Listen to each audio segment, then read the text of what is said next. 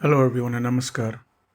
Today's discourse is titled The Advent of Mahasambhuti, and it is the ninth discourse in the compilation titled Who is the Real Guru? I will narrate a shloka from the Srimad Bhagavad Gita. Yada yada hi dharmasya glanir bhavati bharata chavyuta nam madharmasya tadatmanang shriya myaham. O Bharata, at a time when Dharma is distorted and a Dharma is ascendant, I create myself out of my own fundamental factors. What is the meaning of yada yada? What is the meaning of yada? Yada means at the proper moment, at the most opportune moment. What is the proper moment? What is the most opportune moment? For each and every job, for each and every duty, there is a best period, and that is the opportune moment. You have a particular time for transplantation of paddy seedlings and a particular time for harvesting. At that time, or those times, are the most opportune moments for those particular jobs. Here the Lord says, Yada yada hi dharmasya klanir bhavati bharata chavyutanam adharmasya tadatmanang shrijamyaham. He says that whenever there is degradation of dharma and development of a dharma, rule of a dharma, regime of a dharma, then, and in that particular moment, I recreate myself. Now, what is the proper moment? What is the most opportune moment? As you know, in this universe of ours, nothing moves. No force, no expression, no manifestation moves along a straight line. The movement is always pulsative. The movement is always of systolic order of pause and start. There must be a stage of pause and another stage just following the stage of pause, a stage of movement. And in each and every order of our individual and collective movement, all impurities, all degrading elements, all filths accumulate in the phase of pause, and they are destroyed in the phase of movement. In our collective life, there are similar small pauses and small periods of speed. But in our collective life, sometimes after a long span of thousands of years, millions of years, there comes a certain special type of pause and speed. Generally, the pauses and speeds that we find and the accumulated filths that we get in the phase of pause are properly cleared, and proper speed is given to the society by the great persons of the society, by the great personalities. In our philosophy, I have used the word sadvipra for those great personalities.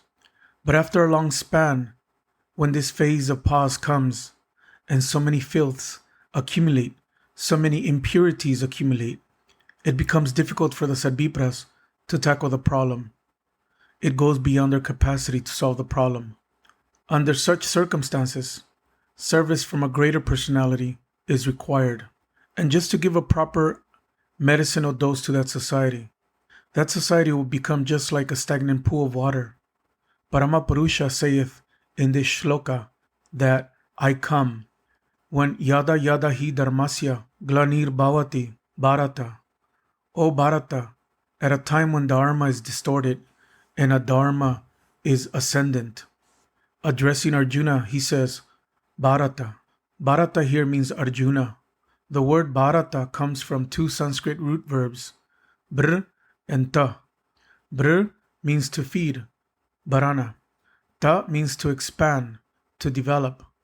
Br plus al equals bara, which means feeding entity. And tan plus da equals ta. Ta means expanding entity that helps in your all-round expansion. So Bharata means the entity that feeds you and helps you in your all-round development. Bharata. And Bharata plus Sna, Bharata, means pertaining to Bharata. This land of ours, India, is known as Bharatavarsa. In Sanskrit, the word Varsa has three imports. One meaning of Varsa is rainy season. Another meaning of Varsa is year. 1979 is a Varsa. And the third meaning of Varsa is a Desha, country, that can be identified. that can be properly demonstrated or pointed out. That one is signified in Varata Varsa. Varata Varsa means the country that feeds you as well as helping you in your all-round development. Here Bharata means a king. Arjuna was a king, so he is Bharata, because it was his duty to feed his people and to help his people in their all-round development. Addressing Bharata, addressing the representative, Lord Krishna says that whenever there is degradation of dharma, and wherever a dharma becomes prominent, becomes the dominant factor, and under such circumstances, it becomes difficult for the Sadvipras, the developed personalities, to tackle the situation. And under such circumstances, I find no alternative but to come over here. Tadatmanang Shriyamyaham. Under such circumstances, I create myself. Now, what is Dharma? Krishna says, whenever there is degradation of Dharma, deprivation of Dharma, degeneration of Dharma. So first we should know what Dharma is. There are 4 synonymous words in Sanskrit: Driti, Dharanam, Dharana, and Dharma. Driti, Dri plus Kitin equals Driti, means that holds an object, that is, holder, holding entity. All your activities, all your physical or psychic manifestations are held or controlled by Dharma, are controlled by a particular want, a particular characteristic. And that particular want, that particular attribution is known as Dharma. For animals, there is a certain Dharma. For human beings, there is a certain Dharma. And each and every entity will have to adhere to the codes of Dharma, to its own code of Dharma. And under no circumstances should a man or should a living being or should an inanimate being deviate from the path of Dharma. Shreyan swadharmo biguna paradharmat swanushtitat swadharme nidanang shreya paradharmo bhaya baha.